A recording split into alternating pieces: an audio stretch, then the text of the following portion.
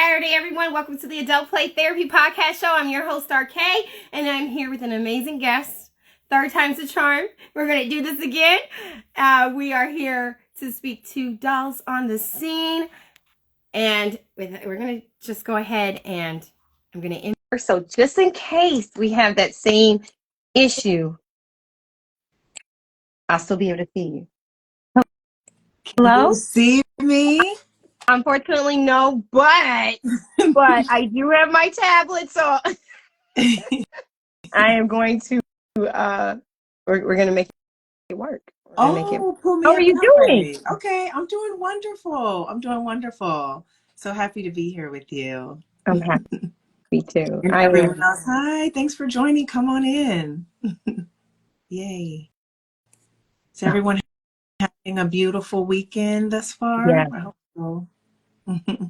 How are you doing? And how's your Saturday? My Saturday is going well. It's going well. I feel good if I do one productive thing before noon Pacific Standard Time, and I was able to go out and do a little something. So I'm like, I feel good. And then I've been looking forward to our conversation. Me too. And I wish I could see your beautiful face, but I already know you're beautiful. I just want to let you know that you're always beautiful. Inside and out. You are. You have such a radiant personality. I feel like the way that you carry yourself, and which is very classy and sophisticated, number one. And then number two, the way that you present your reels and your personality that shines through those reels, it allows us to feel like we know you. So I love how you do that. Oh, thank you. I do. So let's talk. Let's chat. Where did your name Dolls on the Scene come from? Oh, love that question. So initially, when I finally came over to this side of Instagram, I wanted to do characters. That was my whole goal. So I thought dolls on a scene. So any particular scene. I have yet to kind of create so many stories, but that's the beautiful thing, that this can evolve into something else. But I guess in my own way, I do create scenes in reels and things like that. But I definitely thought, oh, I'm going to do like a soap opera type episodes, and I haven't done that in my 4 years of being on here yet. But that's really where the name came from. I love that. I was just about to ask you, how long have you been involved in our beautiful doll community? And you said it's been 4 years. Yeah. I love that. Now, in this 4 years, was this your first time being a doll collector, or did you collect dolls even in your youth as a kid? Yes, as a kid, I did. I received my first doll. I think it was a roller skating Barbie back in the 80s. And that was my first foray into dolls. And I didn't look back. I would say I did take a break. Like when I went off to college, I knew my mom was going to hold on to my dolls for me. But that's when I knew I would just spend hours by myself playing, or with my sister or the neighborhood kids, creating stories and styling our dolls and doing hair. And it was just a wonderful escape. So my family always knew, aunts, cousins, usually for the holidays, for my birthdays, I would always get a doll because they knew, oh, Cassie loves Barbies. I know, right? We're easy buy.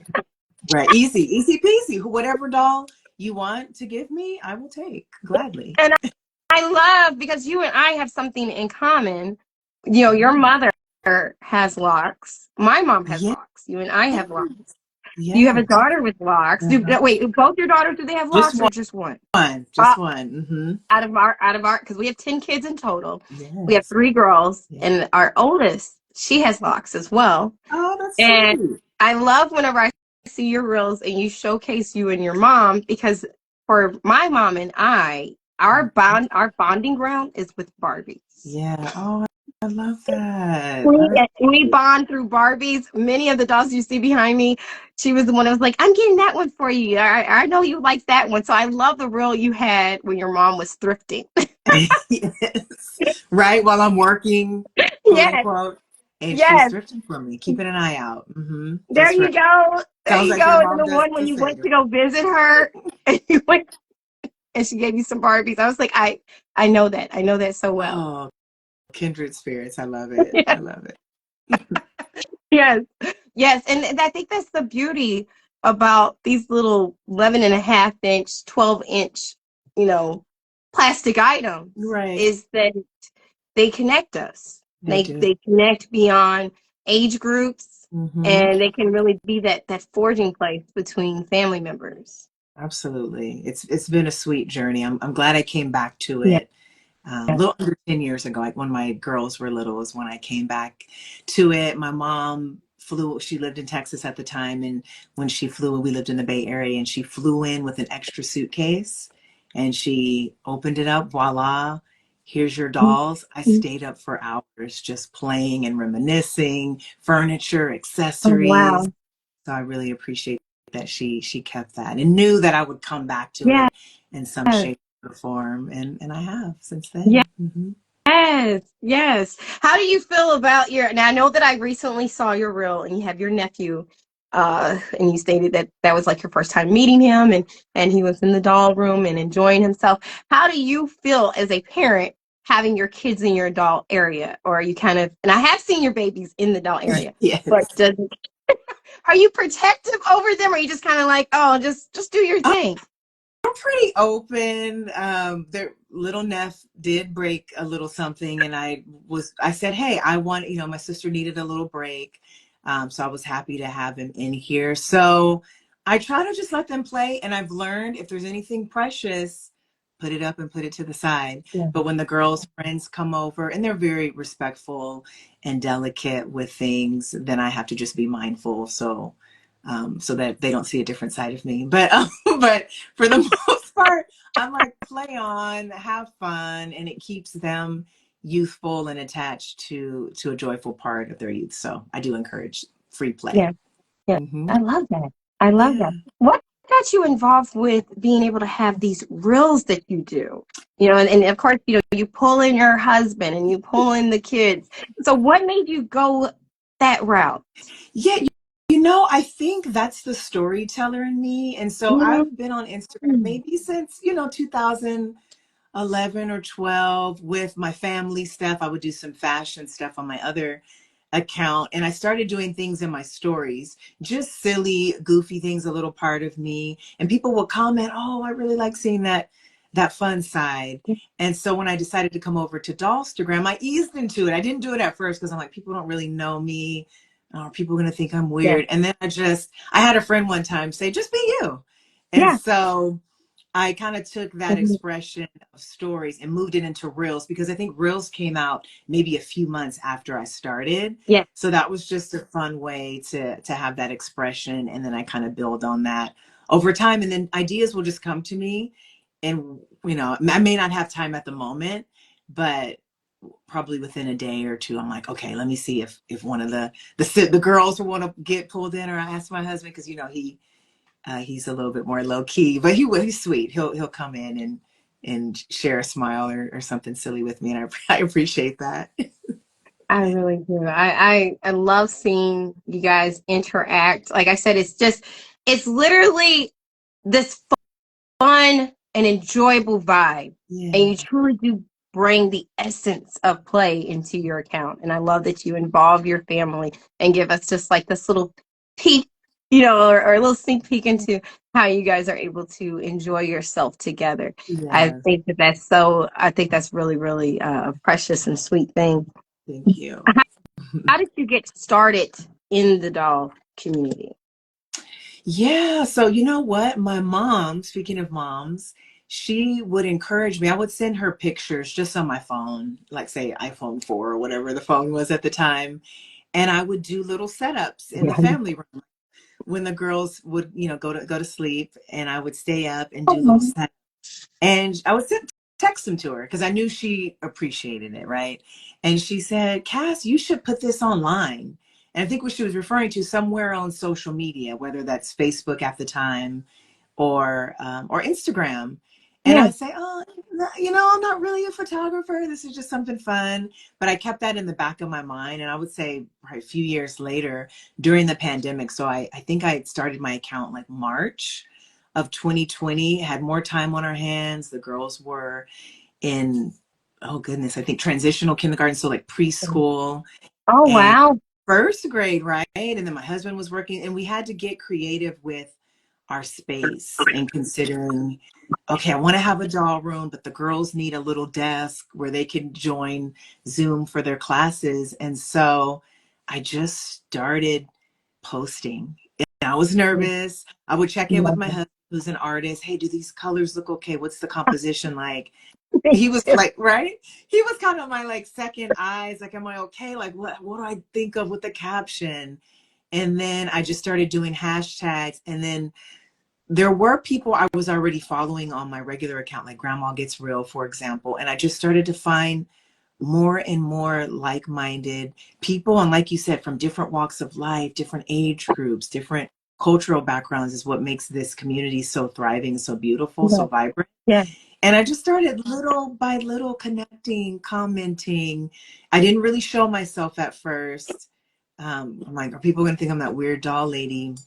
And then again, I was reminded, my mom's like, just be you, do you. Yeah. And then, started to put myself out there a little bit more. And it's been such a wonderful expression. So thank you for all of your kind words. And I'm glad that that's what you sense and like the other people too. I just want to spread that joy and light through play, no matter what our age.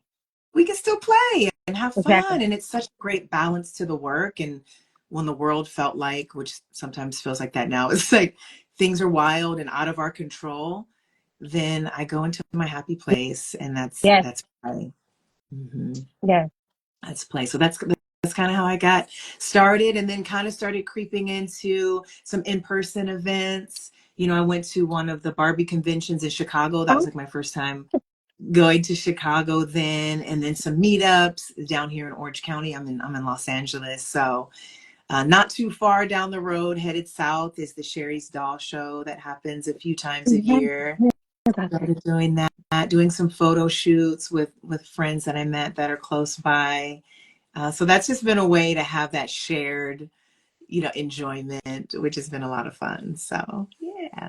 I like that. I like that so much. And I am able to see your beautiful face, sis. My husband just came back in, and I literally have his phone. I was like, let me see your phone. See, look, the support system is real. I'm always like, husbands are the best. They are. So he's behind the scenes right now getting me all, rigged up so that he can put his phone on here so I can continue to see your face. And I love those lock bangs. Come on now. Thank you. Like, I gotta see your face. I already knew. I was like, because you're always doing something so creative with your hair, and I love it. Thank I love you. it. I appreciate it. Yes, I see you. I see you. And I did miss you so much because I know that you had, life happens, and you took a small break, intermission, right? Yes. And Yeah. this is a play because we're talking about plays anyway, about play time.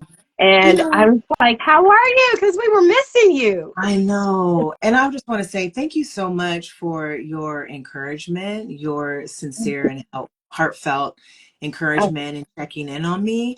I'm doing well. I'm learning to enjoy myself. And whenever I start taking myself too seriously, or the metrics or anything like that, that's when I needed to kind of take a pause. And I feel like I've come back. I've gotten recentered. I know you've got that great book, like a devotional book. So I'm really trying to lean in and do that soul care and check in and be real, right? And say, okay, let me take a little pause and then come back with fresher ideas. And then if I don't post every day, guess what? That's okay. If I need to take a pause, spend some more time with the girls, connect with family, connect with myself, with my faith, then that's what I'm learning. Like, it's okay to take a break, but I'm having fun. I feel like I've come back with, fresher perspective and just like have fun. Don't lose sight of it. Don't overthink things. And connect with other people. I miss that connection. So yes. I love that. I love that. And yes. I appreciate you. I had to check in on you. I was like, where's my sis? I have not, and the way that this algorithm, kind of runs now, you're getting on here and there's so many suggested posts. I am barely seeing my doll family, and I don't really like that. I'm seeing all this other stuff that I have not subscribed to. Exactly. And so you have to purposely put each other's names in to be Yeah, able to check up on each other. you do. And I noticed, you didn't have anything new. And I was like, hey, let me, and it wasn't about like, what content do you have going on now? I got to see it. It was just, are you doing okay? Yeah. And then how are you doing? We miss you. I miss you. And I get it. Life happens and it doesn't always have to be something horrible. It's just you're being present with life. And Yes. if anything, I feel that our doll hobby or whatever play that we get into should Hmm. encourage us to be present with our life as well. It should. I love that. So, Absolutely. Look, I need to yeah, write that I love down. that. Yes. I love that. I love that because, and I love that you said soul care because that's what it's all about is being able, not just taking care of this outer self and glamorizing it and all this other stuff, Each. but taking Hmm. care of that soul is so important. And having, Yes. I mean, you said so much that I resonate with, sis. And then having play be enjoyable. Yes. I got to a point where it wasn't so much about the matrix, but just I started getting, just hammering on myself as far as not posting as often as I Hmm. should in my Hmm. mind because I have all these Exactly. pictures in my phone. Yeah. And I'm like, why haven't I done it? And life is happening, your wife, your mom, your, whatever hats that you have on, you're working, Right. you know, Yeah. and then you're tired. After you do Is so it much, it's like, I'm tired. I just want to watch a movie. Or right? I just want to have a nap. I want to play with my dolls. And you know what? I have to say, my 12-year-old, that's the whole thing too. So I'm new to like the middle school, preteen. That was part of it too. I needed to just be present more for my daughter and realizing I knew she was changing. I didn't know how Yeah. that was going to affect me. And then she didn't really want to play with dolls and stuff anymore. So I want to support that, and encourage that. So for her, she said, well, I'll help you. How about I help you make over a doll? And so she just had her little hands in the shot, and she loved because she's getting into doing her own hair. This is big sis Okay. that doesn't have the locks. So she's experimenting, and we're here to support her and help her with that. So for her, playing with the doll's hair and even the Healthy Roots dolls. So she's been experimenting. So that's been fun to see that when I was her age, I got my hair relaxed. I didn't mess. That's a whole nother conversation, but I didn't Yeah. want to mess with my natural hair too much. I came into that, later in my late 20s or early 30s when I was embracing. So to see her at, 11, she just turned 12 a couple months ago, to see her embracing and then seeing the dolls that have hair like her Woo. and that expression has been really beautiful to see. So, you know what she told me? Right. Because I'm like that too sometimes where I've taken all these pictures, I've got all these ideas and I want to get them out. And I said, oh, I haven't posted all week. I haven't gone on Instagram all week. This is me. And she says, that's okay, mommy. You can enjoy them offline too. And then go back when you're ready. She's right. Look, listen. So I stayed up that night back when my mom brought me the dolls. I was on the floor, on the couch, playing with them too, and just combing hair. And I don't think I took any photo of it, but it was just me being present in the play and being present with them, which was needed. I love that. Yeah. And she's right. She's so right. Mhm. Just as simple as like us brushing the doll's hair, changing the clothes, doing setups, or having the dolls interact as characters. That's Yes. play.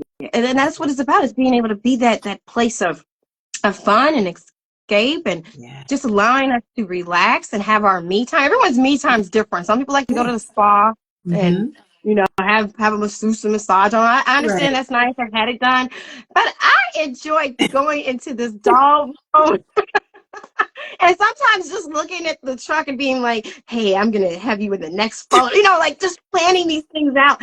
That's my me time. It brings me enjoyment. It's a Yes. dopamine hit for me. Absolutely. And it doesn't have to be posted. You're right. Yes. It doesn't. And I had to take one of those breaks, just like your baby said, Yes. where I just was like in the room and doing stuff and customizing a couple of dolls without posting, Yes.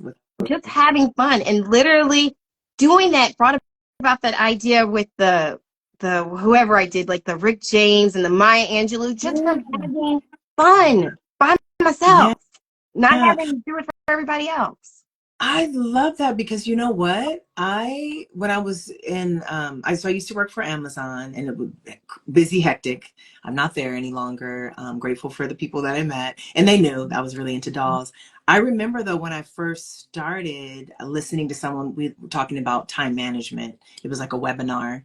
And he said that he would block out times in his calendar and he would just put in all caps, think.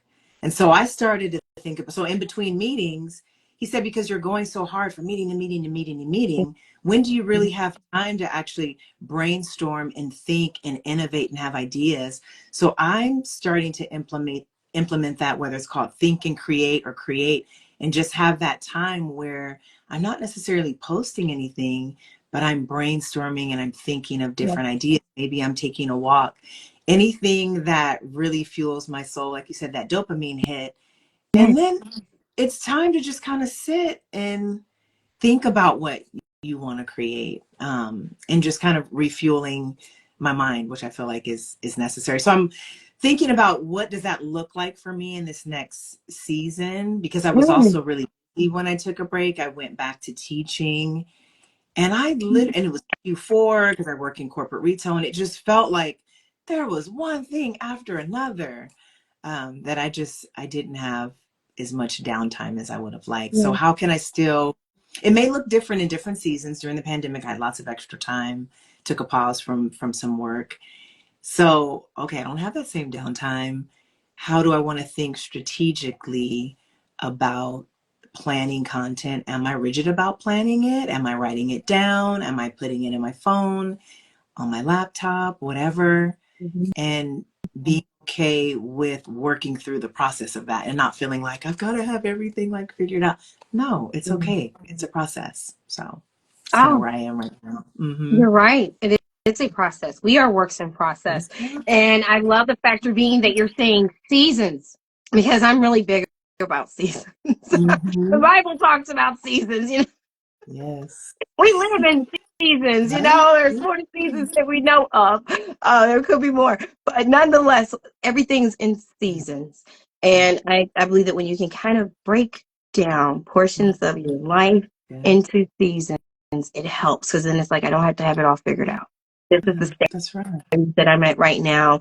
I was in this season of, planning and figuring out, and now I'm in a season of just being led and allowing myself to be guided Yeah.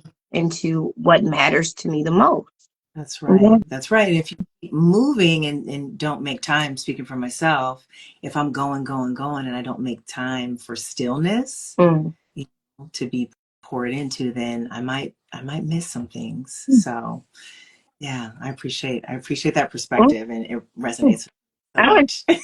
so good. That was so good. And I'm a little bit off kilter with you, or off kilter, whatever, with my questions, but this is still so very good. One of the things that I love to study is about the power of manifestation. Mhm. And unfortunately, I cannot think of this philosopher's name. I cannot think of it, but he had spoke about the importance of, just like your coworker had stated, taking time away from your work and literally sitting down in the most comfortable chair that you have, and Mhm. either going to sleep or allowing yourself to just go into a daydream and visualizing whatever it is that you're wanting, to take place, or what you want to manifest in your life, and allowing yourself that time of rest.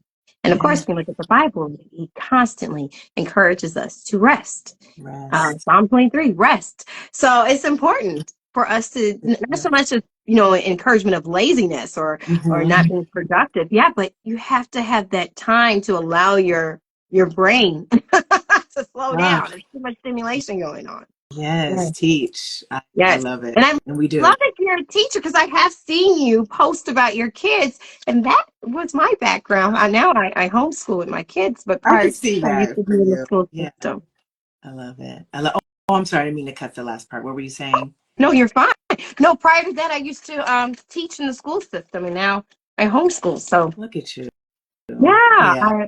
I love it. I applaud anyone that's a teacher. I really, really do. Yeah, Um, it's not easy work. But it is rewarding. it Um, is. Yeah. it is. It truly is rewarding, especially if you're able to have students that you see are wanting to learn. Mhm. Uh, and then you feel. I know, like for me, I felt very purposed in that position. Oh, I get And it. it's not that I don't now. I think like the lines of being a mom and a teacher are blurry. Yeah, they really are. They really are. Yeah. It's different. But when you It have kids is. that you're not connected to as far as relationally, and being able to see them grow and become, and being encouraged, and it is so rewarding. And of course, you can have some kids that are on the the outside of wanting to receive from you. But then I think that that's the beautiful challenge of it, because it forces you to come outside of your own comfort zone to reach them. Oh, yes, it does. It does. So my husband just started teaching, and we have these little teacher talks downstairs, and we talk about that. Maybe someone we're struggling with or we really want to get through. But you're right. Then what other approach Yeah. do I have? And you're thinking on a dime constantly, because things are kind of coming your way, and it's like, and maybe some things, hey, I need a day to get back to, I need more time to think about it. But rewarding, it has been one of the, next to parenthood, it has been one of the most rewarding jobs the most rewardingly challenging job. I used a combination of those words, but it's been purposed. I like how you said that. It's a purposed job. And so even on the long days, and yeah, as you know, teaching is not just, it's a 9 to 5 and then I'm done. No. Or 8 to 4, whatever, right? So yeah, but it's when there, just you're having to amazing. do planning for the next day, even though you have your lesson plans that you already built ahead of time, but you're still having to, make those notes of what child needs more assessments or more help right here, what went well. You got to write letters to the Right. parents, but yeah, and just to Right. catch your own breath half the time after everyone. Mm-hmm. Exactly. Oh, I appreciate that journey. So we've got a lot of common, it sounds like. Yes, we do. Yes, we do. That's what I said. I love your page. I love how you present your information. Now let's talk about, how does adult play therapy fit in with you working with kids in school? Yes. Yeah, that's a great question. So, you know what? At my church, I work with kids, which is great. So, Okay. like fourth and fifth graders. And then so then I'm with freshmen through seniors in college. So, what's Wow.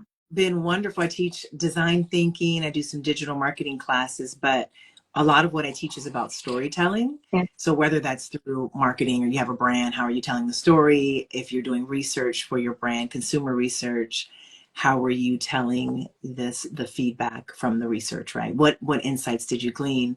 So which you may have seen, which was so great, is the first day of class, I had them do the toilet paper, the Yes. flushable fashion Yes. challenge. Yes. Dan Yang. Yes. And I was Amazing. just in the corner, and they were all okay. I got their consent, to are you open to me taking photos and videos? They're like, yeah, sure. So just to sit back and watch them, because they're young adults, right? Just to watch them do that, it was such a great feeling. And I'm like, we need to find, like you said, whatever our form of play is, Yes. that's being safe. Yes. We Yes. need to continue to we need to continue to tap into that. It's so important. So I asked at the end of, hey, what did you all think of that? And one student said, this is the most, they're seniors, this particular class, this is the most fun I've had in my 4 years of college. And one girl, I wish we could do this well, she was joking. I'm like, we can't do this every week. But she said, I wish we could do this every week, because it was a lecture on creativity. And I said, well, why don't I just have them do an activity? So actually make something, and use creativity. So that's the fun part of teaching too, is you come up with different activities and different things that they can do. Sometimes they work, sometimes they don't. You pivot, but to see them do that is so beautiful. And then I did it for a youth group, a middle school youth group. We did it right after the Barbie movie came out. We did a flushable fashion challenge, and a couple of the girls wanted to keep I had an extra bin of dolls that I was going to give away, but I was like, I'll just keep them. And a couple of girls, they were too shy to ask there, but later when I saw them, can I keep one of the dolls? Wow. Because some of them may never, for whatever reason, economical, or their parents didn't want them to play with dolls, whatever the case may be. Some of them said they never had a doll. And, these are 14, 13, 14, 15-year-olds. And so I said, absolutely.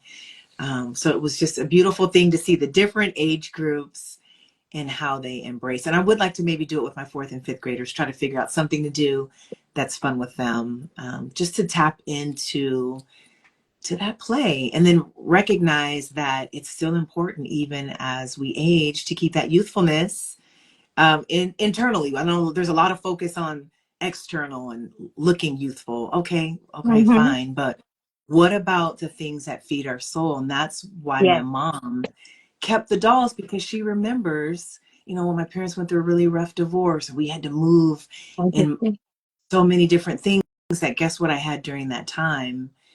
I had, faith and youth group, my family, and I had dolls that kept me. Maybe I could imagine a family Girl, dynamic that was come on now. different. I hate to interrupt you, but that was mine. The Family Heart doll set was Yes. literally that I, I would look at them and I would say, I'm gonna have that. Yeah. I'm gonna have that. That husband and the Mm, wife, that nuclear family. That mm.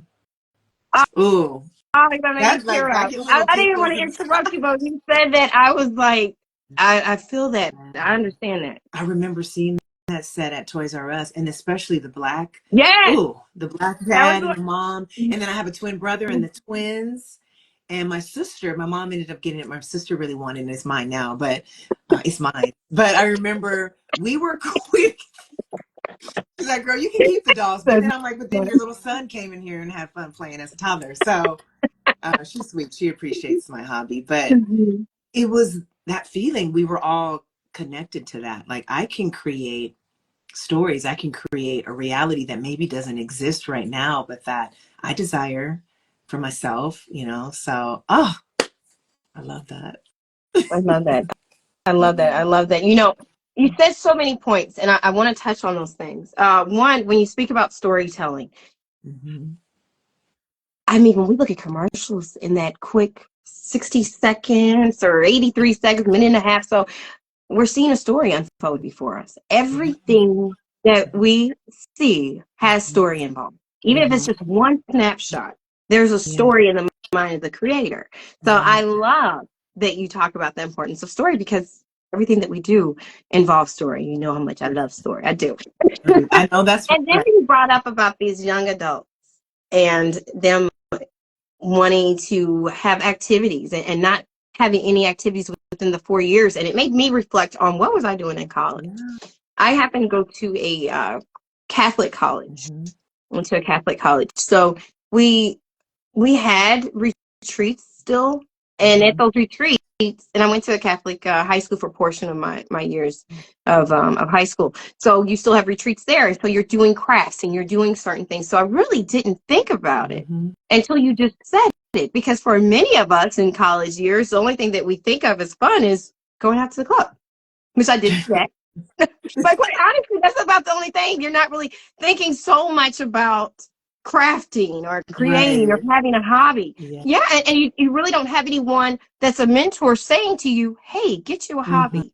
Find something to pour yourself into that brings you satisfaction and joy Mm-hmm. and pours back into you. You don't really have Oh, that. So what you're no. doing is amazing, and definitely is to be applauded, because there's not a lot of college kids or even high school kids that are told that, especially in this day and This age. day and age, it's all about the come up. And look, I get it. We need to make a living and take care of ourselves, but it seems like there's so much emphasis on the hustle culture. And so I do try to make sure. I even showed the students a video. If anyone wants to look for this, it's actually a really good video. I believe it's Elizabeth Blakely. She wrote Eat, Pray, Love and a couple of other books. She has a YouTube video. It's under 10 minutes, and it's about the difference between a job, a career, a hobby, and a vocation. And she breaks it down. And I even show my students that, just as a reminder that the importance of each of those things. And she said, hey, you don't have to have a hobby. I would encourage it. She talked about her hobby. She talked about how she needed to find a job to make, to keep a roof over her head. And then she talked about a career, how much she loved and enjoyed. And then a vocation, whether someone pays me or not for it, it's a passion Mm. that's connected to a higher calling that I have to do. So that's an inspirational video. I send it to all kind of different people. I've sent it to CEOs, to young people, to peers. And then it's a reminder for myself too. to not blur the lines of some of those when maybe you feel stuck in a rut or are getting prepared for a new season, which I feel like I feel like I'm in that heading into that transition right Yes, now. yes, yes, that's so very true. And I am definitely going to check out that video that you spoke of. I think I see her on here. But yes, recognize the difference between your hobby, your job, career, and vocation. So I'm going to check that out as soon as we get done chatting Yes, because I'm very, very curious about that. I love being curious. I love being able to learn more. And I feel that when it comes to us having our play therapy and being able, especially utilizing our dolls and having dolls of different diverse yeah. backgrounds and ethnicities, it encourages us to research those ethnicities and those different origins of places where our dolls derive from. So whenever we present a story, even though we're not using physical actors where you can hear the accent and so forth, but how can I write that in a way where you feel that you can hear that dialect, or where I am being true to the culture that this doll comes from? I feel like it's so important because I don't know if you remember back in the day when they had the movie Titanic, which I used to love. With who is that? Leonardo DiCaprio and Kate Yes. Winslet. Yeah. Oh my Yeah. gosh, I think I saw it like 4 times in the movie. Uh-huh. We were just back and forth, watching the same thing. But they had a part on there, I believe, where Leonardo DiCaprio talks about going ice fishing, and Mm-hmm. someone fact checked it and was like, that couldn't have been during that time at that region. And I was like, oh, that's Oops. not. So it really did encourage me as much as I can, even if I'm not 100%, to make sure that I go deeper in my research whenever I'm using a character or I'm going into the 1920s or 1950s. What was true about that era? Yes, yes. I feel like I love that, the Yeah. authenticity of story and the cultural backgrounds, absolutely, and regions. And I feel like when I watch a movie, I'll pick up on that. Like if it's a movie from the 90s, but then someone's wearing clothes from like the 80s or set like, and I'm like, it's a little bit, the continuity was broken a little bit there, but okay, I'll still rock with the storyline. And it may I just know be that. like, because I studied fashion design and I love in the history that. of costumes, so I kind of geek out on that kind of stuff. But I'm like, okay, maybe they didn't have enough time, and this is the only thing they found at the thrift store for this particular character, so they just ran with it. But I yeah. love that. Because, my Mhm. mom has a background. Well, she's a seamstress and designer, and I've spent many, many, many years with her, having her fashion shows. I showcased that last season in my, like Yes. my feed and my, whatever it is, my account. So I love that. Yeah. Yeah. Yeah, that's awesome. That's awesome. Now we did have someone earlier, before we wrap up, and they had wanted to know, what is that like not being able to have a doll because they themselves have always been surrounded by dolls. And I'm so glad that you brought that up because I believe it's very easy for us to take advantage of the factor being, especially maybe even as doll collectors, that we can get dolls, Yeah. and get them quite easily. Hmm. Do you mind informing our audience as to why sometimes kids don't have dolls? Yeah. Sometimes kids don't have dolls because their family doesn't have the financial resources to give them dolls. And that can be, maybe you go to a friend's house to play. Maybe you've even got like a dollar store doll. I know that happened to me one time. My mom couldn't afford to get me a particular doll that I wanted, but she found it, one at the dollar store. And I was teased when I played with some girls in the neighborhood. And then the girl ended up stealing my doll's outfit, but that was a whole other story. But so they don't always have the resources. I've also grew up with kids and their parents felt like Barbie was a negative body image or a negative portraiture of women, so then they weren't allowed to play with dolls. That wasn't something that they could do. So those are some of the reasons. And then people also kind of connected to economics. They may not even have the space. Play may not even be encouraged for them. Maybe they're helping to raise younger family members and siblings, and so Yeah. play what, I've got to feed my family, or maybe I've got to work at a younger age. So yeah, those are some of the reasons. Hmm. I'm so glad that you broke that down, because you know, when you said it, I understood.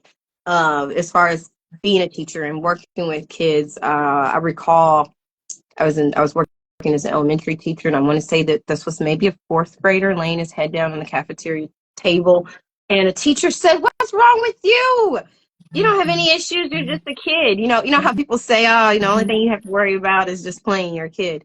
And I think that maybe that was relevant to say, maybe relevant to say in the 70s, maybe the 80s. I think responsibilities and stuff were kind of big on kids back then, even.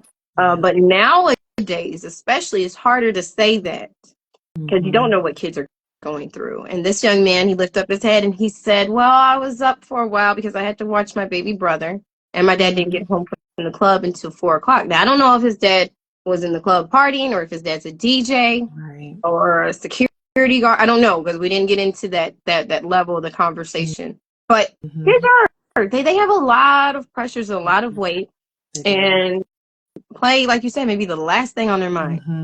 And survival is yes, yeah. yes, and that's for kids of all different complexions.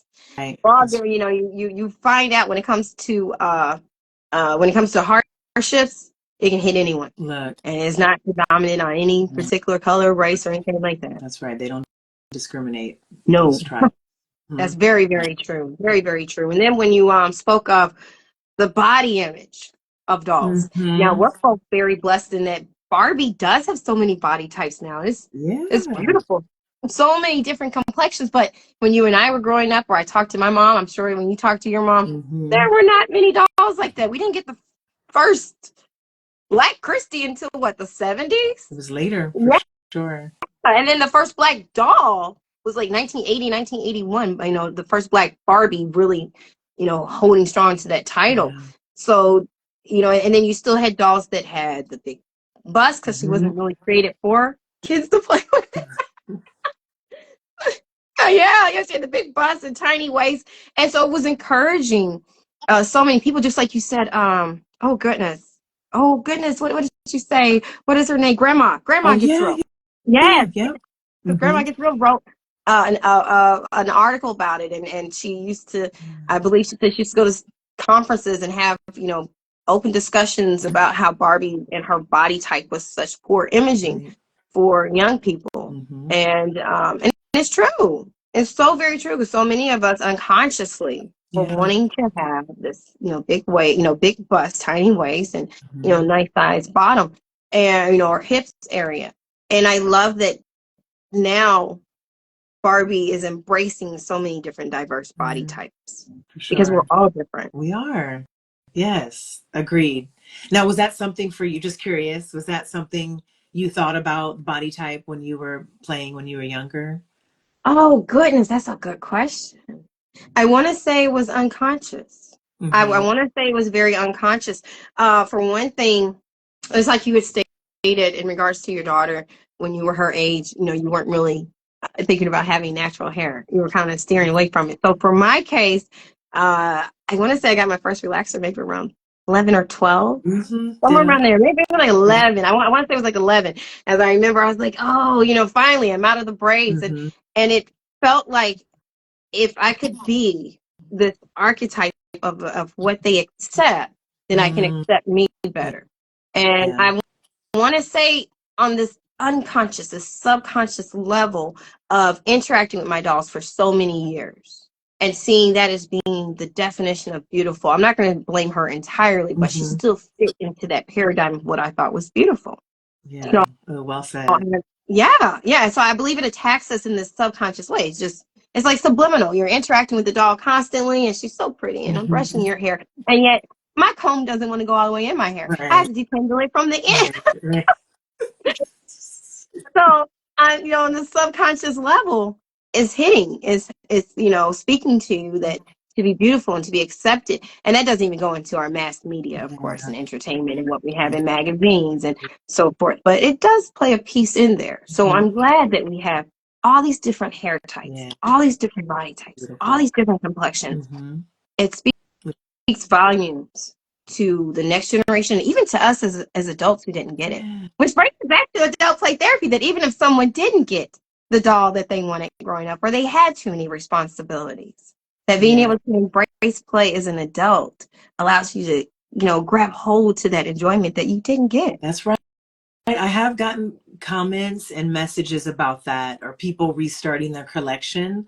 Maybe a relative took their dolls away before they were ready, or maybe they peer pressure, I'm done with dolls, Yes. before they were ready. And so being an adult, maybe having the resources now, that is what they want to Yes. collect, and they want to get maybe dolls that they had as a childhood or that they wanted. And I would say some of that's been for me too. My mom got me and other relatives got me what they could, and I learned to appreciate that. And if I couldn't get all the fashion packs, my mom taught me how to sew when I was 10, so I learned to make some clothes, Yes. make things out of socks and get creative. So that was something that I felt like, sure, as getting back into the collection and seeing, by the time I got back, I was seeing the different fashionistas. You're talking about the different body types and the hair. So I was happy to have those, especially as my girls were playing, Yes. so that they had image. That doll looks like me, or that looks like a cousin or auntie or whatever, that we could relate to. That's been a beautiful part of recollecting and rediscovering Yes. Mattel, Barbie specifically, and then the other dolls. We got fresh dolls, and Yes. we've got the Naturalistas and Yes. Latinistas and other brands coming out. So we see this beautiful, diverse spectrum of different representation of the world, Yes. which I truly appreciate. And there's going to be more, I believe, too. I love that. I love that. One of the last discussions that I had, I want to say it was actually, I don't know, it was like one of the most recent but last discussions. Nonetheless, there we go. During that one, spoke to our audience about how play unites us. And Mm-hmm. that's one of the things that I love about our doll community and just any hobby that Yeah, you truly do enjoy right. is that all the blockades and all the barriers don't matter. It does That's not right. matter. And we're able to embrace each other and be able to have this foundation of enjoyment through our play. Mhm. Yes. I think it's beautiful. I It really, is. really do. Like, I think that's what keeps me connected. That's what keeps me coming back and sharing. And what are they doing? And are they sharing a piece of their culture, their background, their interests? And I love learning about other people and backgrounds and their stories. And yeah, that's why I keep coming back and to this flourishing community. hmm I can't I stay love away for it. too long. You can't. You can't. Mhm. You really, really can't. Even if, when we talk about dopamine hits, like sometimes if I'm going through a whole lot, things are a little bit stressful. You got to get dinner on the stove and you got to Mhm. get this done. And, dog has to go out. There's a whole lot going on at one time. I am going to be honest with you. I will actually open my phone Mhm. and go to our dog. Yeah. Yes. I'll just go on it, even if it's just for that few seconds. Yes. Honestly, just for that few seconds, and I'm able to see, like, oh, they posted something. Oh, that looks really good. I love how you did that, or the colors, or the whatever it is, a fashion Yep. photo, and I read it, or read the caption, and it's that dopamine fix that I need. I'm off. I feel like I'm regulated where I can go ahead and do what I need to do. Like it's like a woosah, like a breath of fresh air. I even say if I can't, okay, I can't read everything now. I'm gonna save it. I'm gonna go back, and now I'm ready to go do all the other things. Yeah, Oh, so that's so relatable. It really is. and isn't it safe and it's healthy, and we're showing support to each other in our art and in our play. That's Good. right. That's right. We're gonna keep it going. We're gonna keep it We going. are. We are. I have enjoyed our conversation. I knew I would. I knew I Me would. too. Me Really, really too. did. Have you given any dolls to your mom? Ooh, I haven't, but you know what? I do want to make a mini me of her. Okay. So Rolly made a doll for me. What's his account now? Rolly Dolls. He gifted me a doll, and she kind of has like a lock texture. I have Okay. yet to reroot. That's a whole nother conversation. Rerouting is on my bucket list. My bucket list. This year, my mom did buy me, I think from the Doll Planet, she did buy me a kit. But I Okay. do want to make a mini me of her, and I want to make a mini me of my husband I too. love that. Yes, yeah, that I would be love that. sweet. I love that. I love that. I asked because my mom had a similar thing. Well, I don't know if your mom did, but I know that you had said like sometimes people may end up giving away their dolls, or having to throw them out, or they feel like they reached a certain age. And there were 5 of them when my mom was growing up, and praise God, they're all together still. But just 2 girls out of the 5. Yeah. And my aunt really didn't play dolls, Mm-hmm. so my mom said, she would kind of play by herself. And my grandmother, once when my mom reached a certain age, my grandmother was like, well, I think you're a little too old to still be playing with those dolls. And so my mom threw them out in trash. She's like, I wish I would have known. That would have been worth something. Right? And, she still enjoys dolls. Yes. Which is why she's always, she's gotten me dolls since I was young, and when I got back into the collecting again. So what we did as a household, I want to say it was for her birthday last year, we went ahead and got her a vintage Barbie. It was one of the reproduction ones. It was Christy. I want to say I think it's Christy, but a little red swimsuit on, the African American one. And her collection is slowly growing. It's slowly growing. Yeah. I think she has 2 right now. We're waiting on this Aaliyah, the elusive Aaliyah The doll. elusive Aaliyah doll. We're trying to make our own, yeah.